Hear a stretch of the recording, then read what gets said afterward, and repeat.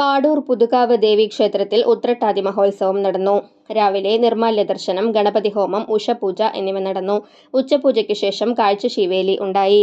തുടർന്ന് നടന്ന കൂട്ടിയെഴുന്നള്ളിപ്പിൽ കിഴക്കൂട്ട് അനിയന്മാരാരുടെ പ്രാമാണ്യത്തിൽ മേളം അകമ്പടിയായി.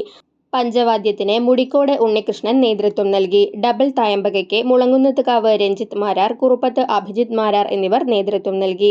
ഗജവീരൻ എഴുത്തുപുരയ്ക്കൽ ഗംഗാപ്രസാദ് ഭഗവതിയുടെ തിടമ്പേറ്റി. ഉത്സവത്തലേന്ന് വിവിധ കമ്മിറ്റികളുടെ നേതൃത്വത്തിൽ തമ്പോലയും കലാരൂപങ്ങളുടെ വരവും ഉണ്ടായിരുന്നു. പ്രസാദ ഊട്ടും നടന്നു. President AR Babu, secretary KJ Sumesh, treasurer Raveendran Moothandassery എന്നിവർ പരിപാടികൾക്ക് നേതൃത്വം നൽകി.